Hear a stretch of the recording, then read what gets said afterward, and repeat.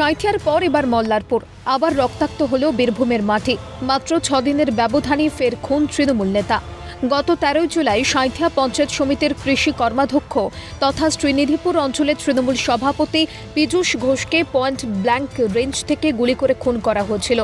সেই ঘটনার এক সপ্তাহের মধ্যে ফের খুন। এবার বীরভূমের মল্লারপুরে পঞ্চায়েত সমিতির কর্মাধ্যক্ষের স্বামী তথা তৃণমূল নেতা বায়তুল্লাহ শেখকে বোমা মেরে খুনের অভিযোগ।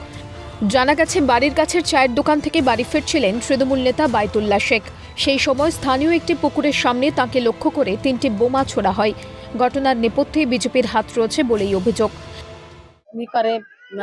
তৃণমূলের পার্টি, এবার আমার ছেলেরা জিতছি আর ওরা জিততে পারে না বিজেপিতে নিয়ে, এবার আগে ওকে মেরে দিলি তাহলে আমরা এবার পাবো না, আমরা রাজ করে খাবো। ইয়াই আমার ছেলের উপরে রাগ নিয়ে মেরে। এখানে বায়তুলের নেতৃত্বে তৃণমূল দলটা চলছে। আমাদের এখানে কোনো এগেইনস্ট ছিল না। আমরা এবার আমি জিতেছি, তাও বিনা প্রতিদ্বন্দ্বিতায় জিতেছি। কোনো আমাদের এগেইনস্ট ছিল না, ওরাই শুধুমাত্র এটা টার্গেট করেছে। কেন খুন হতে হলো তৃণমূল নেতাকে? পরিবার সূত্রে খবর, দুবারের ময়ূরেশ্বর 1 নম্বর পঞ্চায়েত সমিতির প্রাক্তন মৎস্য কর্মাধ্যক্ষ ছিলেন বায়তুল্লাহ শেখ। বর্তমানে তাঁর স্ত্রী শাকিলা বিবি এই পদে রয়েছেন। এলাকায় বেশ দাপুটে নেতা হিসেবে পরিচিত ছিলেন এই বায়তুল্লাহ। মৃতের স্ত্রীর দাবি, নির্বাচনে জিততে না পারায় ক্ষোভ ছিল। পঞ্চায়েত দখলের জন্যই বিজেপি পরিকল্পিতভাবে খুন করেছে। রাজনীতি দল করে আমি 15 বছর টাকা দিচ্ছি, 3 লাখ টাকা দিচ্ছে, হয় ওদের রাগ। ওরা কখনো সিপিএম করে, কখনো বিজেপি করে, ওরা জিততে পারছে না। এখন কোন দল করে ওরা? ওরা এখন বিজেপি দল করে। 1 বছর আগে কি বলেছিল তখন? ওরা বোমা পেয়েছিল একটা ঘরে, নিয়ে পুলিশ এসেছিল, নিয়ে ওদিকে সে যে ঘরে থুয়েছিল সেই ঘরে জিজ্ঞাসা করেছিল, ওদের নাম বলেছিল, আমরা কেস করেছিলাম, পুলিশ এসেছিল, নিয়ে আমরা আবার মীমাংসা করে নিয়েছিলাম। আমাদের গ্রামের তারা কারা? আমরা অন্ধকারে, রাতের অন্ধকারে। কোনো রাজনৈতিক দলের লোক তারা? রাজনৈতিক দলের। কোন দলের? ওরা সময় বিজেপি করে, সময় সিপিএমও করে। কেন মারলো কেন আপনাদেরকে? পঞ্চায়েত সমিতি কর্মাধ্যক্ষ আছে আমাদের তৃণমূলের বায়তুলদা, দুবারের পঞ্চায়েত সমিতি কর্মাধ্যক্ষ। এবার মহিলা সিট ছিল, ওনার স্ত্রী আছে, আগে ইলেকশনে উনি ছিল। প্রশ্ন উঠছে, তাহলে কি পথের কাঁটা হয়ে উঠেছিল বায়তুল্লাহ শেখ? তৃণমূল নেতা খুনে লাভ কার? তৃণমূল নেতা খুনে বশির শেখ নামে একজনকে গ্রেপ্তার করেছে পুলিশ। তার বাড়িও মৃতের বাড়ির কাছেই। ধৃতের স্ত্রীর অবশ্য দাবি, মৃত বায়তুল্লাহ শেখ তারই ভাইপো। খুনের ঘটনার সঙ্গে স্বামীর কোনো যোগ নেই। তারাও তৃণমূলের সমর্থক। জমি সংক্রান্ত বিবাদের জন্য বশির শেখকে গ্রেপ্তার করেছে পুলিশ।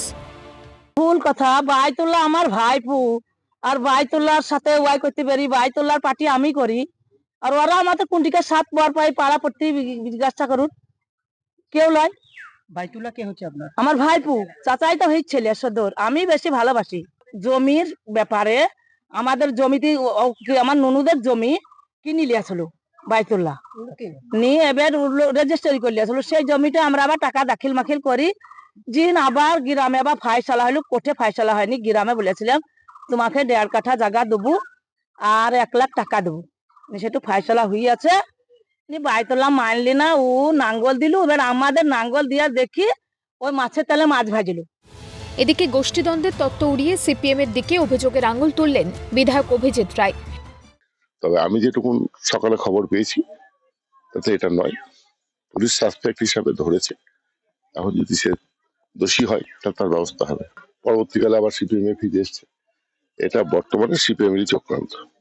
এর আগেও কি কখনো মারার চক্রান্ত হয়েছে? হ্যাঁ, এর আগেও একবার মারার চক্রান্ত পঞ্চায়েত ভোটের আগে হয়েছিল, মানে পঞ্চায়েতটাকে দখল করার জন্য। এর পিছনে বিজেপি কোনোভাবে জড়িত নয় বলেই দাবি বিজেপির জেলা সভাপতি ধ্রুব সাহার। তাহলে তৃণমূল মরছে, তৃণমূল মারছে। পশ্চিমবাংলার যে ভয়ঙ্কর পরিস্থিতি, বিশা যমুনার যে গ্রামটা বলা হচ্ছে, সেখানে বিজেপি ওষুধ করতে পাওয়া যায় না, সেখানে বিজেপির নামগন্ধ নেওয়ার কেউ নাই। এরা এখানকার লোকগুলো এসে রামপুরহাট পৌরসভায় বিজেপিকে ভোট করতে দেয়নি, সন্ত্রাস চালিয়েছিল। এত কিছু করার পরে এই তৃণমূলের নেতা কি পেল? এই তৃণমূলের নেতা নিজের জীবন গেল। সোমবার 21শে জুলাই তৃণমূলের শহীদ সমাবেশের আগে বীরভূমের দাপুটে নেতা খুনে চড়ছে রাজনৈতিক পারদ। কী কারণে খুন, তদন্ত শুরু করেছে পুলিশ। ভোলানাথ চক্রবর্তীর রিপোর্ট, ক্যালকাটা নিউজ।